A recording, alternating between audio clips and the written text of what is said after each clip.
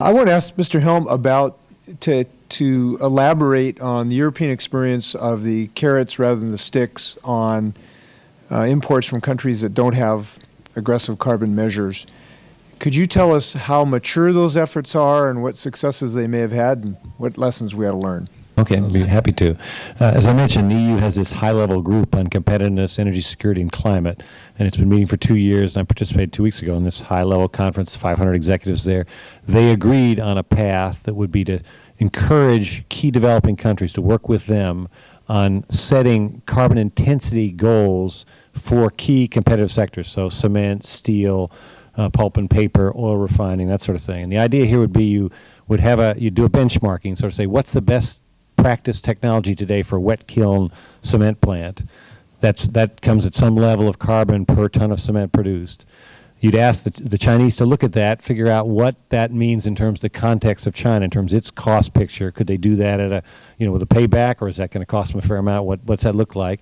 You'd then ask the Chinese to set a target. The Chinese would be offered incentives in the form of technology finance to go a little further, to set a little tougher target. That would be their target, be a no-lose target. They'd set that target as part of their commitment in this next period, 2012 to 2020.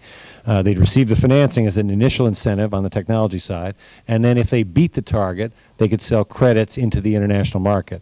There's an idea that's been tested among developing countries, shown a lot of interest in it because they're interested the same way. They're after improving the efficiency of these sectors. So it's got an appeal on both sides. It moves you toward that level playing field so that all of us would have a similar kind of commitment to technology, and we take this carbon issue off the table. It doesn't take labor costs off the table, but it takes the carbon issue and the technology issue off the table, and it gets the new technology in the hands. If you talk to China, what do they want from this treaty? They want the most advanced technologies, and this is a way to offer that to them. And that's what the EU sees this as a very promising incentive path, which gets the same place I want to go. I want a level playing field in cement and steel so I don't lose market share based on carbon standards, and that's where we're headed. So very promising opportunity, as opposed to I'm going to stick you with taxes or I'm going to make you buy allowances if you're not doing as well as I'd like you to do in terms of your carbon program. So it's a much more positive approach. You said if they met or exceeded these standards, they could sell credits into the system. Was there a cost if they did not meet these standards? No. There'd be an understanding. They get this financing for technology.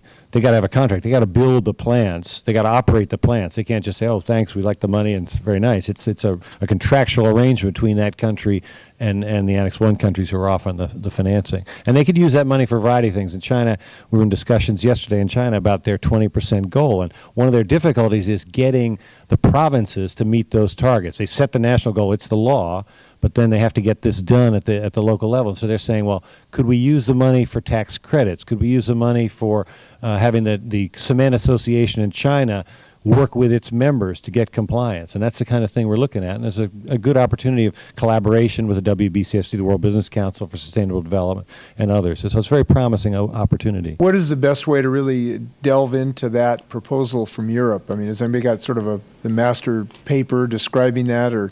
I can certainly share with you. I think, as I mentioned earlier, the U.S. is on this path. The Asia-Pacific Partnership is developing the very benchmark data. The trouble is the U.S. has no credibility because at the end of the day, they won't put any money on the table for incentives, and they won't take any targets. If they did, their good idea would get a lot of momentum. I mean, I think Myron was saying there's some collaboration with China and India. There is.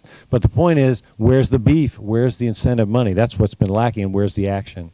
Could you put up that, you had a graph showing relative improvements in CO2 between U.S. under McCain-Lieberman and China's existing? Yeah, here it is.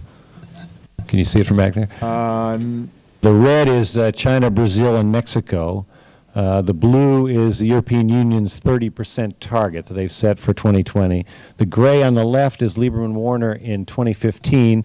And the green on the right is Lieberman-Warner in 2020. So to give you a feel for the targets. And these are reductions below business as usual, okay? Because remember, China's growing 100%, so they're shaving the growth. These are not reductions from 1990 levels or anything like that, but it still shows you that, and this is laws on the books today. This isn't projections of what they might do some other time. This is laws on the books today if fully implemented, if they did 100% implementation, which is always tough in developing countries. So take this with a grain of salt. I mean, I haven't studied this, but it's actually interesting to me, if you look at that graph, is even if we adopt McCain-Lieberman, even if it was implemented, we're still just marginally ahead of the amount we would be reducing compared to China, even if we adopt a cap-and-trade system relative to their measures already. That's exactly right. And China's numbers for 2010, McCain-Lieberman-Warner is 2020. So they're doing this faster by 10 years, which is what we need.